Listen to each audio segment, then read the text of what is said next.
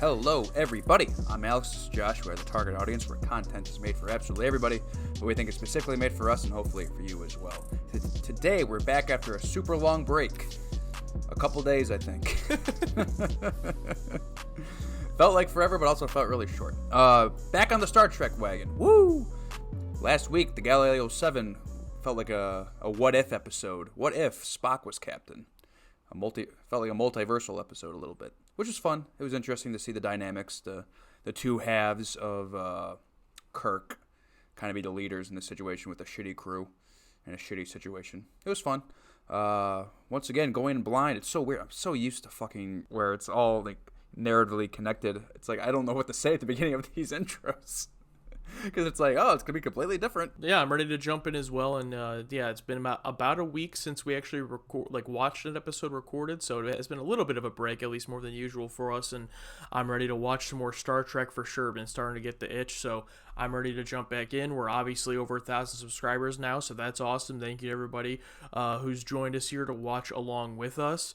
Make sure to comment down below anything we miss or don't talk about. This is our first time watching this show if you happen to be new here. So everything we go into is completely blind, as far as Star Trek goes. So, yeah, it looks like this episode is the Squire of Gothos or Gothos. No idea what that means. So we're going to jump into it. If it is your first time here, though, make sure to subscribe to the channel. We're also watching the HBO series Barry. We just finished up Moon Knight, the MCU series, and we'll be starting up Obi-Wan Kenobi, the Star Wars Disney Plus series here at the end of the month. So got a lot going on the channel, really excited for. And yeah, we're going to get started. All clear ahead, Captain. Sensors indicate zero register. There's a new yeoman, I guess. Get across this void in a hurry. Void. Star Desert.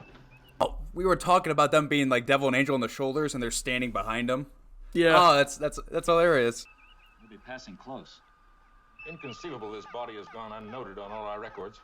And yet, here it is. We're 40 degrees to starboard, Mr. Sulu. 40 degrees. Uh-oh. Sulu! What? No! No! Ah! What's happening?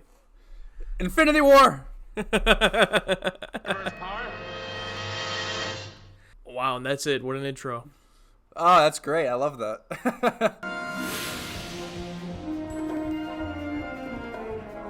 Stardate 2124.5. Ah, Spock's First doing it. Officer Spock. Mr. Yeager. Jaeger, nice. No detectable soil or vegetation. I love all the different accents everyone has. Really shows in the future all these countries came together. Greetings and felicitations. Some kind of a joke, sir? This is going to be like a travel to the past type episode. Once on the planet's surface, you'll establish contact with us immediately. Use the laser beacon if necessary.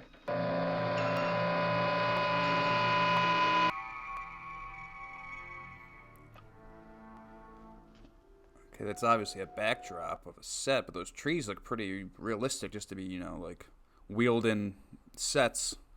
Yeah, a little bit more effort than just some rocks everywhere. Yeah, those same plastic rocks they shuffle around. In every movie or TV show ever where you go to a planet and you're wearing something, the air's fine. Immediately. Like there's no risk of, diseases, poison. Something's blocking the beacon. Gotta find open ground.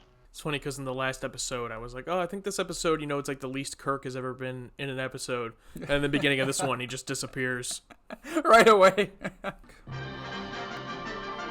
Oh, here we go. I like how these writers and Gene Roddenberry have like a fascination of the future and what could it be like, but also that same respect and admiration for the past. Like, let's bring back Shakespeare. Let's do something like this.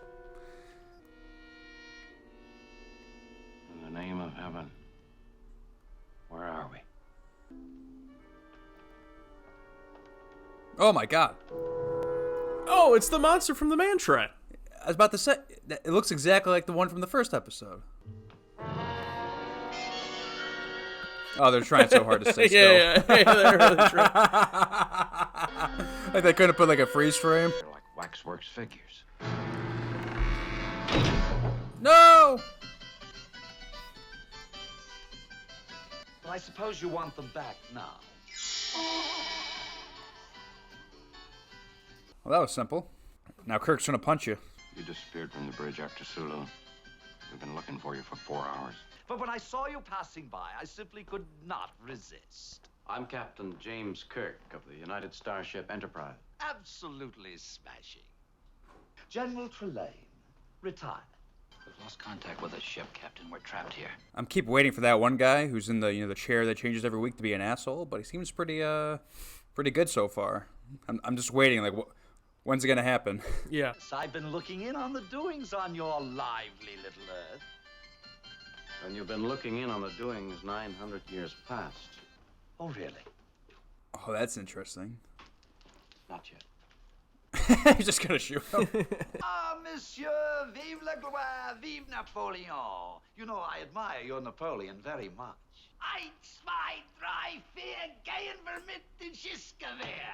I think he's like, because he was complimenting Napoleon, Hitler, like he's clearly like into warlords. He's looking at Earth from 900 years ago, but it's taken so long to get here that he's just way behind. He sees Earth as it already happened. Oh, there goes the prop. You don't understand something, so you become fearful.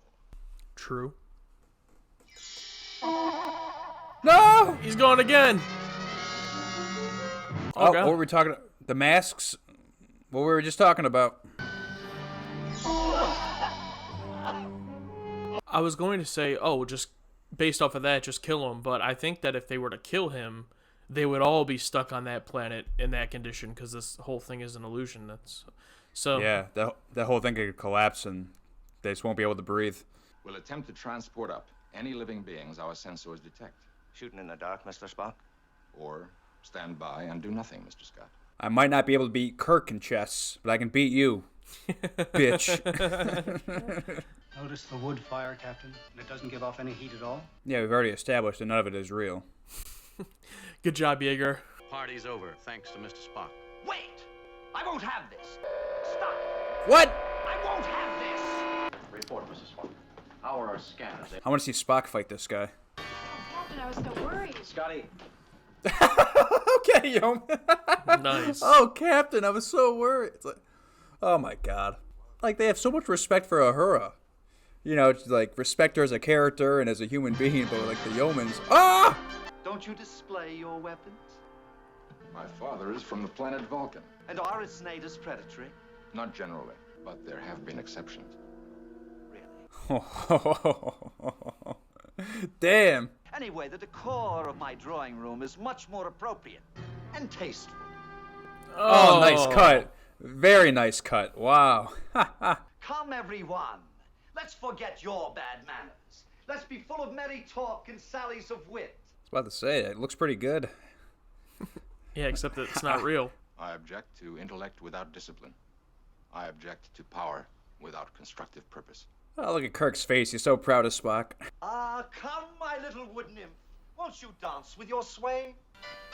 Oh, Sulu's had enough. McCoy's gonna drink. Fuck yeah. Yeah, of course he has to take advantage. That probably wasn't even in the script. You know, I feel like this character would do this. That dress hardly matches this charming scene. if it's fighting that you want, you may have it. He's slapping with the glove? Just like the pair that slew your heroic Alexander Hamilton. So I guess if all these people die, Scotty runs the Enterprise? Yeah, who's up there right now? Yeah.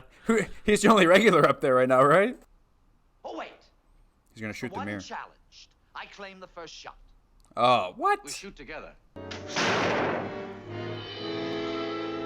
My fate is in your hands. I'm glad he didn't shoot him. I like this. I knew it! You're right. Called it. Why are the noises so silly? Ah! Right. Set course for Colony Beta 6. She's still in the dress. Fucking Gene Roddenberry. Ah, keep it on. I mean, it makes sense. Like, he did get rid of Yeah. it. Yeah. May I take a moment to change? Yes, I think you might.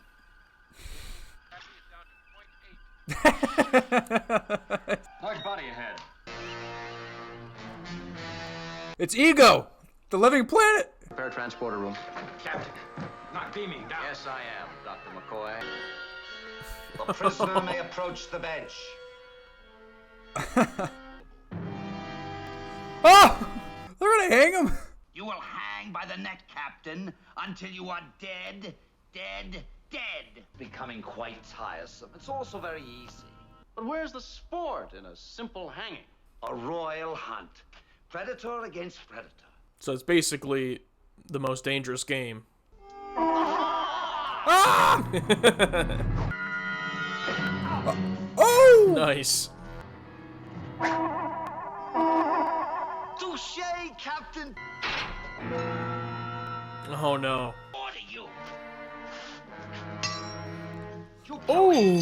What? Trelane. No. You said I could have this planet for my very own. We've told you before. Time to come in now, Trelane. He's a kid! I was just playing. We said, come along. I never have any fun. Stop that nonsense at once. I would. I would. You must forgive our child. The fault is ours for indulging him too much. Forgive us, Captain. Wow. Beam me up, Mr. Spock. You know, the famous line is "Beam me up, Scotty," but I don't think he ever says it in the show. It's like one of those Mandela effect things. For the record, Captain, how do we describe him? God of War, Mr. Spock. Well, I hardly find that fitting. Then a small boy. It will make a strange entry in the library banks. But then he was a very strange small boy.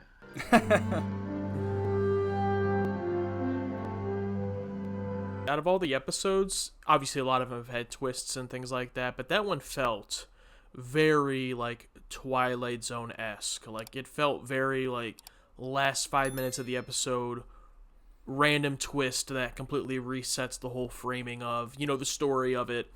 So, to me, it just felt a lot more like an episode of the Twilight Zone in that way than some of the other twist episodes we've seen.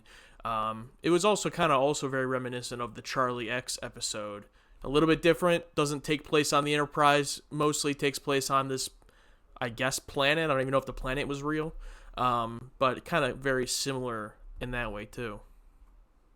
Yeah, I liked it a lot, and another God Complex episode, and he was like a kid, and it's like this weird species we know nothing about, but he has, you know, he's a kid with a fascination, and he's playing with his toys, but you don't know that going into it. You think he's some like weird ominous being, which he is, but it's just a kid, and it's weird how the resolution of this didn't really have anything to do with, well, sort of. Kirk was like,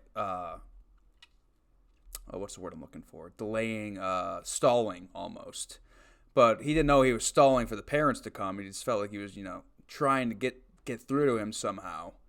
But he didn't know why he couldn't, and then you find out he's just a child, and like that's how it's resolved through the parents, not really what anything Kirk or the crew did. So it's a little weird that it didn't resolve from the crew using their wits and all that, besides Kirk unintentionally stalling just so he can get his crew away, not even himself.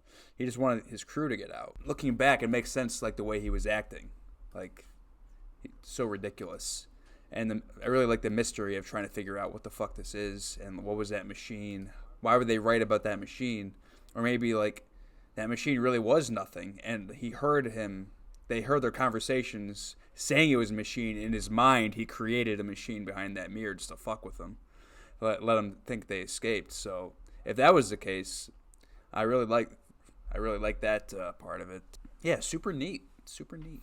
Yeah, I think that I probably liked it a little bit less than you. I just felt that the first like half hour of it, I was just like waiting for them to actually do something. Like he kept like transporting them down to his house and then doing nothing. So I was like, all right, when are we gonna get to? I really like the ending sequence, and you know where they start to do the whole most dangerous game thing where he's hunting him and they have the sword fight. There's a lot of creativity there, and so I really liked the last 10-15 minutes of it or so a lot more than the beginning part. But yeah, interesting one. It was weird, like you already kind of said, it was weird to see something where, you know, again, no real resolution from them or from the Enterprise. It's just like events that happen to them throughout, and they're kind of helpless. Yeah, not one of my favorites, but yeah, no, still definitely had some enjoyable parts to it for sure. Well, that's going to be our thoughts on it. I'm sure there's plenty of stuff here. You guys can comment down below about either stuff we didn't talk about or maybe stuff you guys have a different opinion on, didn't like the episode. Let us know. Make sure to give the video a like, spread this video out so that more Star Trek fans can come and join us here in the target audience, and make sure to subscribe to the channel if it's your first time here. Absolutely. One more note. I really like the actor who played Trelane. That's it. But that'll do it. I'm Alex. This is Josh. We are the target audience, where content is made for absolutely everybody, but we think it's specifically made for us and hopefully for you as well. Thanks again, and we'll see you in the next one.